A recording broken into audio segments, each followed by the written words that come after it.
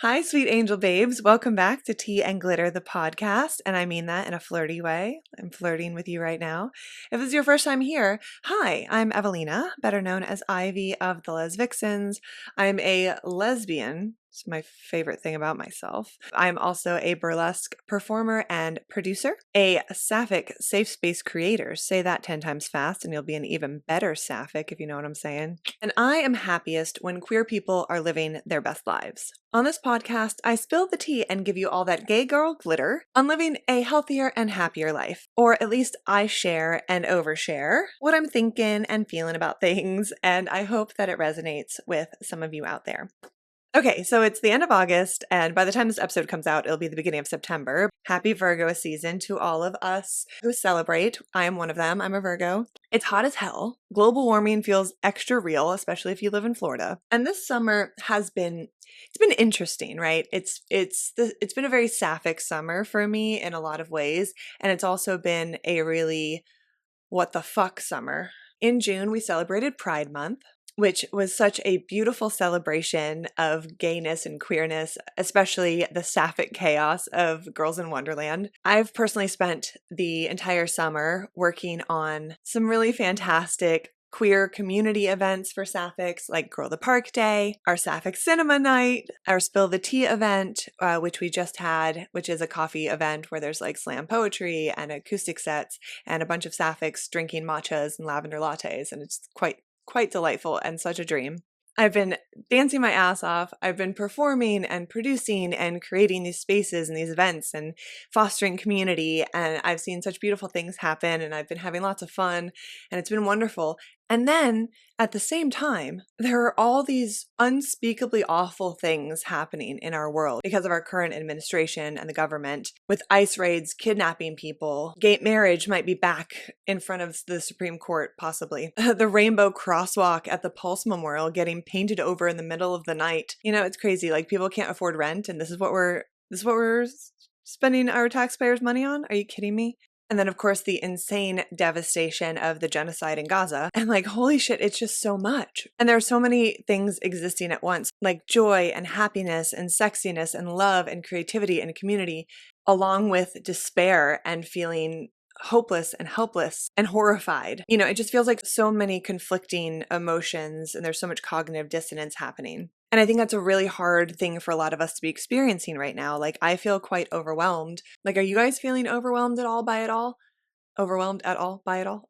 Like, experiencing such joy as like a Girls in Wonderland weekend, being surrounded by sapphics living their best lives, and then seeing tweets from our government officials making jokes about feeding immigrants to alligators, and videos of starving children in bombed out Gaza. Like, what in the actual fuck timeline are we living? It feels dystopian. It feels scary. It feels wrong. It feels like we are powerless. Every time I open TikTok or something, I come face to face with all the horrors of what's happening in our country and in the world. And then the next video is like a dog being adorable. And I feel like this is such a mind fuck. Like, do you guys feel that too? Like, are you feeling conflicted and overwhelmed and exhausted maybe, but also just trying to live your life? Like, there's just so many things happening. But here's the tea. For me, I refuse to let the overwhelm of all of this dystopian nightmare that we're living in, I refuse to let it crush me and my will to fight for the good and the beauty of this world, because there is so much good and so much beauty and so much potential for the future that is worth fighting for. However, for me personally, I have noticed that I tend to fall into like a freeze response to a lot of this, which manifests personally for myself in like mindless scrolling on social media, which can steal hours and hours of my time and energy, and I get nothing from it except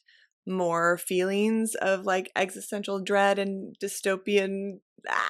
And that infuriates me even more because I feel like it's by design. And I mean, like, it is by design. Social media apps are designed to create this addiction. Like, we all know that at this point, right? But like, they've worked on my brain, that's for sure. Like, I feel like my attention span is less, my dopamine needs are different. And it makes me even more upset because I feel like that freeze response that manifests itself in mindless scrolling is like a way for the big evil powers that be to win. Okay, and I feel like social media and scrolling and posting and content and all of that are just truly now realities of the world, right? Like that's not something that's going to go away. It is something that exists. It is what it is, right? Like I get that and I can accept that. However, I am so sick of feeling like my nervous system is hijacked by it all. I'm so sick of feeling like helpless and powerless. Like I'm letting the horrors of this world and like the government and all the bad news that is constantly being flooded into our news feeds, letting all of that steal like the last bit of agency and power I have in my day to day, right? I can get a lot done in a day,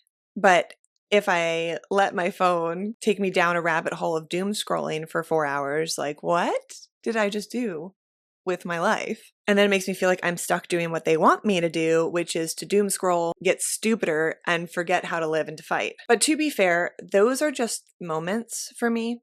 It's not my whole life, right? Like I am not completely owned by that social media doom scroll. And I do feel like most of my life I am living la resistance, you know?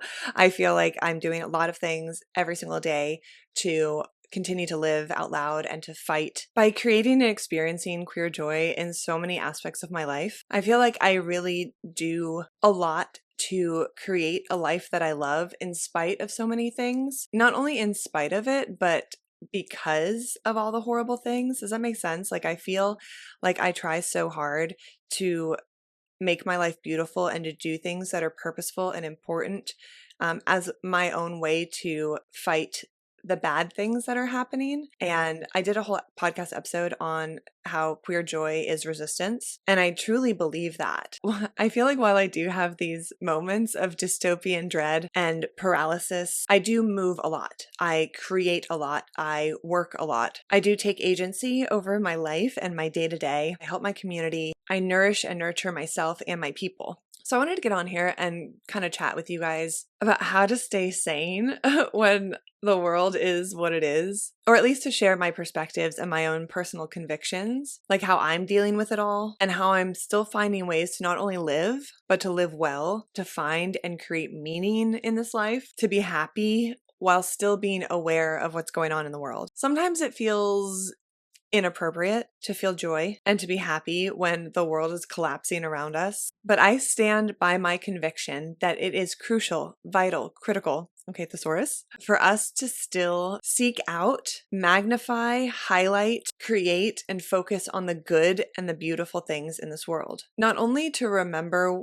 why we fight so hard, but also to value them, to experience them, to make them the centerpieces of our lives. I think that all of that is the point. I think it's the point. There are so many causes and frontline issues that are taking up a lot of space in our minds and hearts, from trans rights to the genocide in Gaza to even just like our hometown issues, like a fucking crosswalk being painted over. And I just know for a fact that our capacity is limited. There's so many front lines to focus on, and that can overwhelm us very quickly. And you may not agree with what I have to say. You may not agree with the way I handle these things, but I feel like this might resonate with some of you and snap you out of feeling so overwhelmed by everything and maybe help you get a little bit of control back in your life. I feel like hope for humans, for humanity, is such a touchstone, something that is so vital to our will to like survive. When things are just so incomprehensibly bad, our brains need something to kind of cling to. Like we need to get real about the fact that our brains can only take so much without completely shutting down. And I don't want us to lose our lives and our motivation and our inspiration for life because we are living in this particular timeline. Because the fact is, we are living in this dystopian timeline, this really fucked up world that a shockingly huge part of the population seems to be totally fine with, living so deeply in the echo chambers of their cult that they are taking selfies in front of the concentration camp alligator Alcatraz sign. Like, it just boggles the mind. It really does. Like, I think that's also part of what makes things so hard, is that like we can see so clearly, you know, you're watching a movie, right? And you know who the bad guy is. We all know who the good guys are. Like we know that difference, and it's so easy to see that. It's like so clear who is bad guys and good guys. in the current like world we're living in.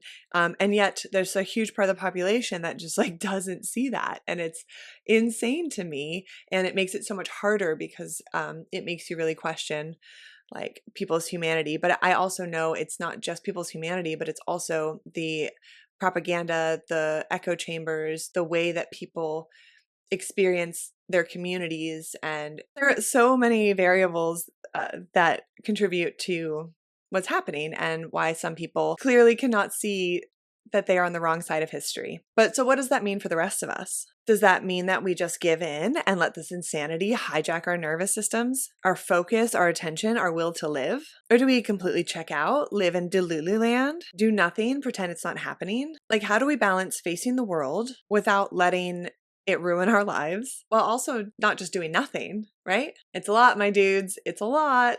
We are living in unprecedented times. And that's more true now than ever, I feel. The human brain is not really capable of having this much constant access to knowing what's happening in the world, being aware of all the evil, all of the atrocities. Like, I don't really think our brains have evolved fast enough to be able to process the worst, most horrific news being fed to us every 5 seconds of every single day. Like, how are we supposed to be aware of all of this, the wars, the genocides, all these horrible, horrible things, and then like go grocery shopping or go to a birthday party or plan a wedding? Like, what?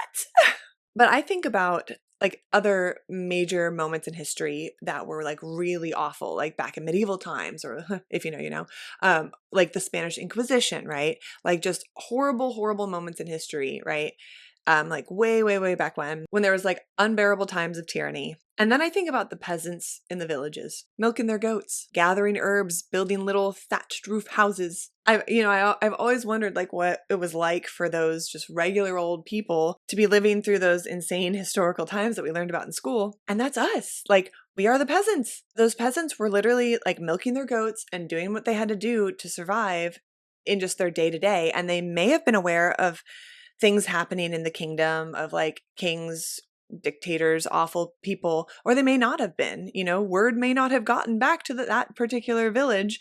They may not have been experiencing any atrocities in their village, like 3 villages over. You just never know. I mean, they certainly didn't have social media and this never ending stream of news. And those peasants were also living through some of the most insane and awful moments in history. And yet they still loved. They still created art. They still worked for a better future for themselves, for their families, for their children. And I think that is so important to remember that. And I also think it's important to remember that the peasants did revolt. So we, on the other hand, are not only living through this timeline in history that is truly insane, but we know about it. We know about it all. We have a front row view to war, famine, dictators, wannabe dictators, like all of it. So where does that leave us when we are in fact just little peasants? Like, I'm just a peasant. I'm just a girl. We have limited power, and that is a reality. Like, I couldn't march down to the Everglades and tell them, nope, we're closing up this concentration camp. On top of that, we're going to go ahead and protect the Everglades. And you know what? On top of that, we're sending aid to Gaza and stopping this madness today. Like, I don't have the power to do that. I have the power to milk my proverbial goat and tend to my village. And while that may not feel like enough, sometimes it has to be enough. And sometimes we can do more because lest we forget the peasants revolted. And while it does feel helpless sometimes, things are not actually helpless or hopeless. Like, while I personally felt completely helpless about what was happening with alligator Alcatraz, immigrants' rights advocates and environmental advocates filed federal lawsuits, and now that concentration camp is looking to be dismantled before the end of the year. I think I read something today that by the end of the weekend, it's going to be completely empty. And that's a huge win.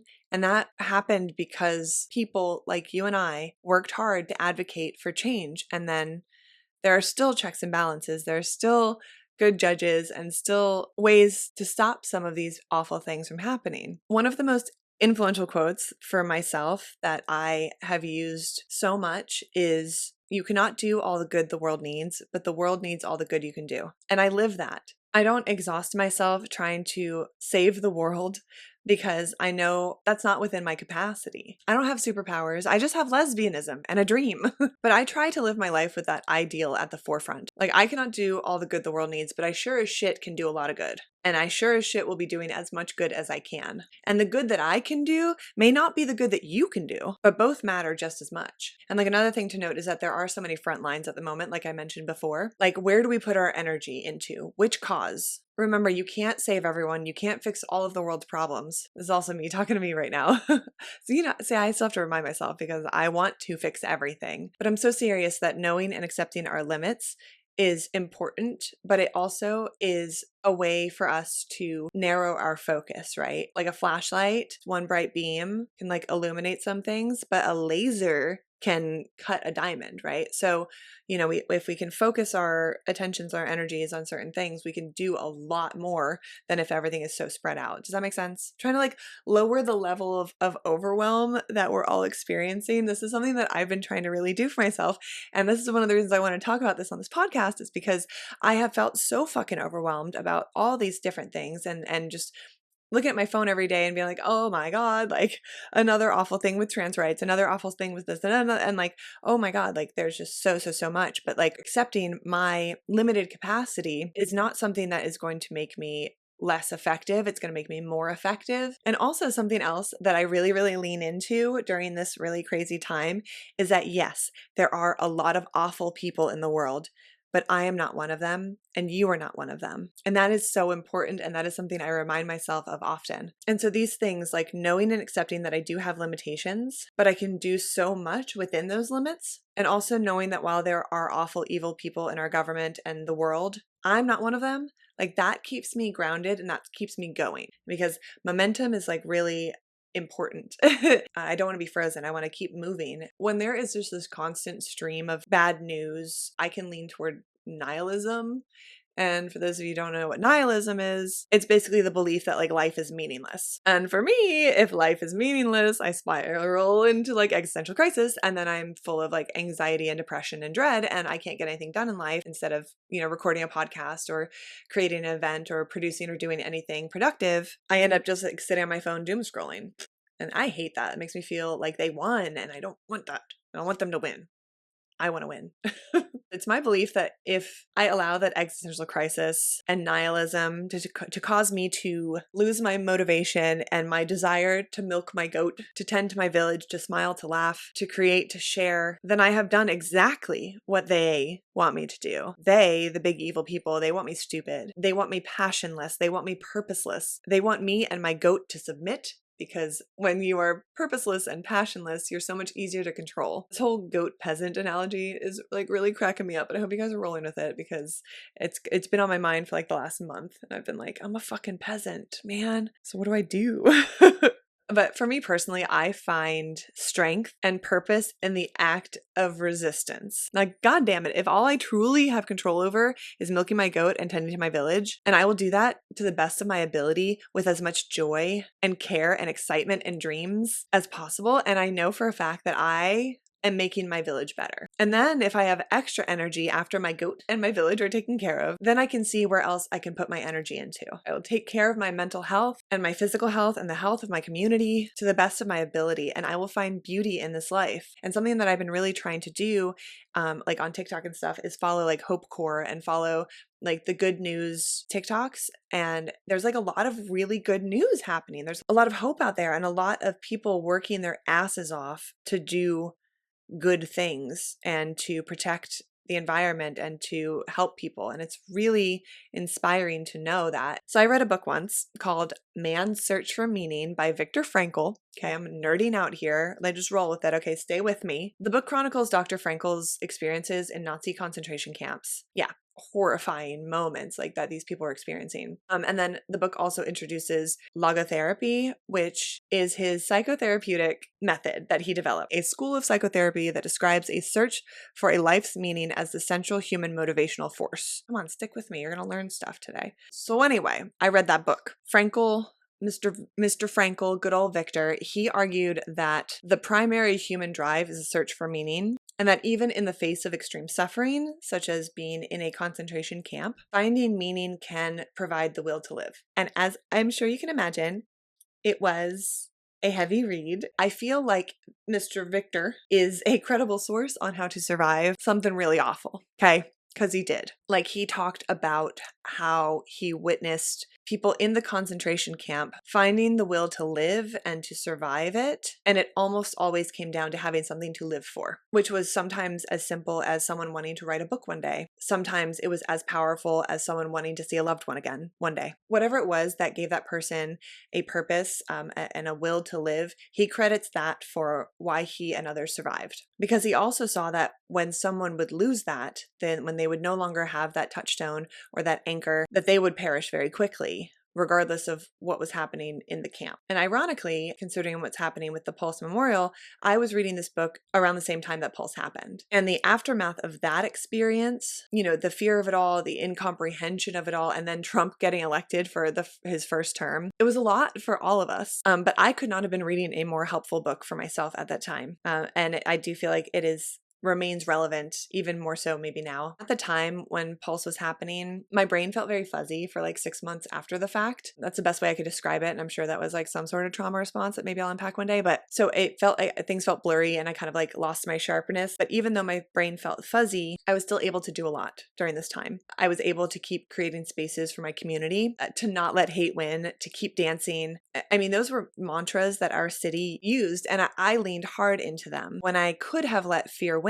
Because after all, I work in gay clubs. Pulse was the sister club to my home club, Southern Nights. And I was at Southern the night that it all happened at Pulse. So I was in another gay bar across town when this was happening. And I am on a stage, out in the open, out in more ways than one. And I could have let the fear make me never return to the stage. But instead, the experience fueled me in ways that I never could have imagined. In spite of the fear, in spite of the hate, because I was scared. I was terrified. And a lot of people were to go back to a gay bar. And I went back and got on stage again, openly a target, openly queer, openly all these things, louder and prouder and even more determined in the face of that fear and hate. And I have built so much, like so much since then. I've really sharpened what my purpose is. But more than that, like I really make sure to give my own life meaning, even when it feels small or feels insignificant in the face of, this is me gesturing vaguely at the state of the world, because I agree with Dr. Frankel. Giving my life meaning, creating my own purpose every single day has meant everything. He also says that our lives are like chess games. The games all look different. The moves are different. And so what gives meaning to my life may not mean anything to someone else. Like being a burlesque dancer, spending every Saturday night of my life in that sweaty ass gay club, Southern Nights, going to gigs, working on events, creating these spaces. I mean, some people might absolutely hate this life that I have, that I love. But for me, it's everything. More than that, like I make other things have meaning. And I often have to kind of suspend the little voice of cynicism in my brain that leans toward nihilism and like nothing matters and all of that, and then make it matter. I have to actively choose to make a walk to a coffee shop mean something to me. I have to my plants, like they have to mean something to me. I have to actively make them mean something to me. I have to romanticize the hell out of my little life. I did a podcast episode about romanticizing your life, and it was actually one of my favorite episodes that I've ever done. So if you haven't listened to it, go give it a listen. And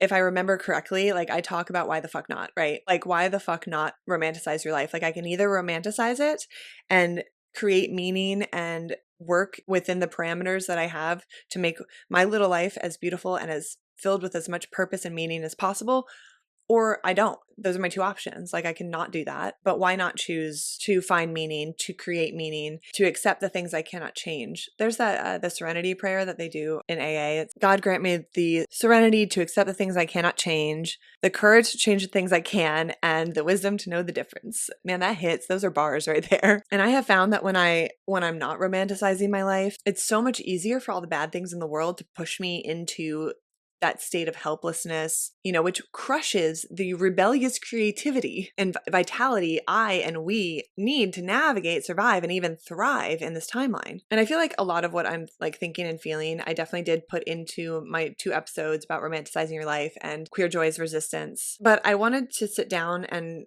really share with you guys that, like, I'm feeling all these conflicting emotions, and the overwhelm you may be feeling, I'm right there with you. But I'm also actively working to remember that I do have a lot of power and agency in my life, and that while so much is out of my control, so much is still up to me. How I live my life, how I tend to my village, how I use my energy, where I put my focus. So what are some of the things that you guys are doing to make sure that your life doesn't get hijacked by all of this? For me, I am limiting my doom scrolling, okay? Or I'm trying my hardest to limit my doom scrolling, because I do find that scrolling endlessly increases my dread and despair.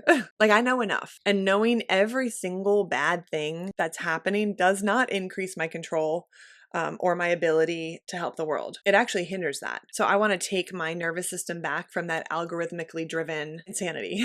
And I will say that I have found some sources on social media that share news with calmness and rationality, share the facts without the fear mongering. And that has helped and continue to help. I want the facts delivered in a way that's not going to spike my cortisol, and in a way that helps direct me toward action. And then personally, I journal the house down. Y'all already know. I go to therapy. I take walks, all simply to regulate my nervous system. I go out into the world and I seek out the good. I seek out the beauty. And that helps make the fight easier because I know what I'm fighting for. I have my bigger why, my bigger purpose that I have discovered for myself, that directs my life. And then I make sure to have like little baby whys that help me move through each day. Does that make sense? Sometimes I wake up and I'm just like, what do I do today? Oh my God. My career and all those things are like self-driven. There's no handbook for any of those things. Oh my God, how do I save the world today? Things like that. So I have to have smaller baby whys just to like get me moving through the day. And I know some of this feels like really infuriating, and we don't have the power to stop what's happening in Gaza right now, but we can do some things. May not feel like enough, but it is what we can do.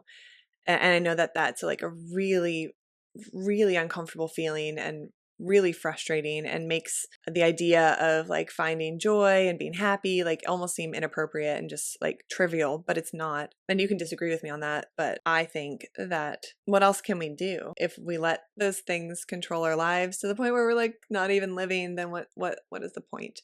Yeah, I really wasn't sure about this episode. Like, I didn't really have like a lot of direction with it, which is funny because the whole episode's about finding your purpose and your direction. I just found myself feeling off and on crushed under the weight of things, and I know y'all are feeling something similar. Like, you have to be for so many reasons, but like, man, we just have to keep doing our best, finding new ways to like tend to our village and milk our goat and all that.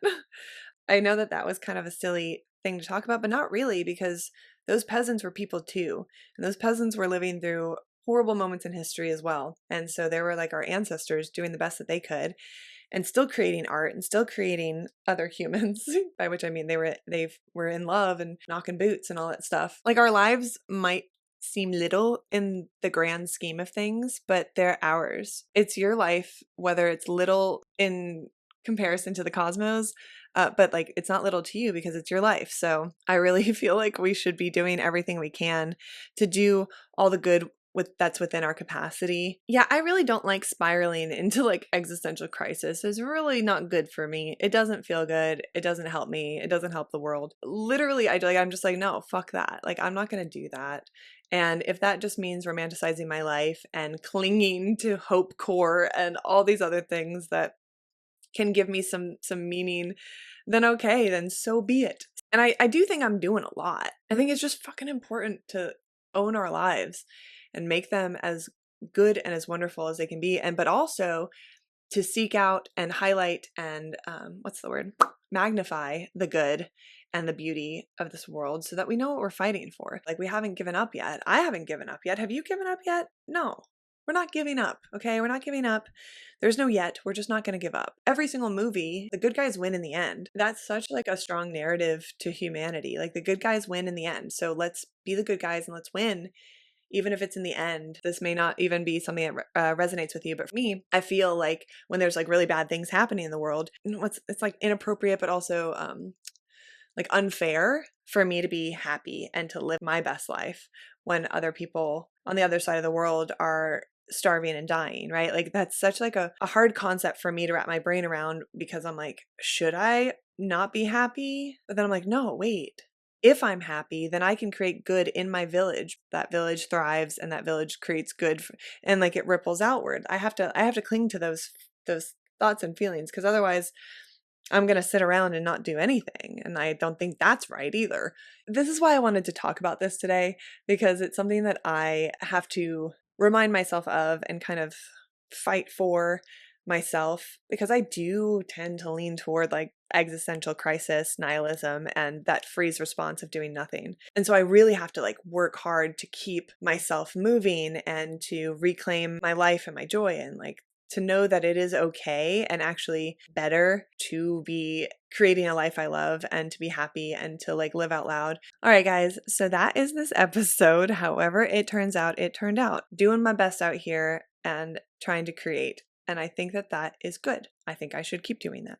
And I hope that you guys are finding your purpose in life, no matter how small, no matter if it feels insignificant. It's not. Your chess game is as important as anyone else's. The moves you're making are as important as anyone else's. Your reason for living is just as important as anyone else's. I'm proud of you and I hope you're doing okay. We're gonna have the best damn goats ever, y'all. I really do be thinking about the peasants a lot. Hope you liked this episode. I'm trying my hardest to get more episodes out to you guys, so I really appreciate it if you stuck with me and are still tuning in to Tea and Glitter. I never feel like I'm doing enough, but that's okay. I'm working on that. And putting out podcast episodes like this help me feel like I'm doing a little bit more, helping my village just a little bit. Love you guys so much. I'm going to go hit the road to Gainesville, and then I have New Orleans tomorrow for the weekend, and then it's September and it's Virgo season. We're getting our shit together. We're being happy in spite of it all. Okay, guys? All right. Love you so much. I'll talk to you soon. Okay, bye.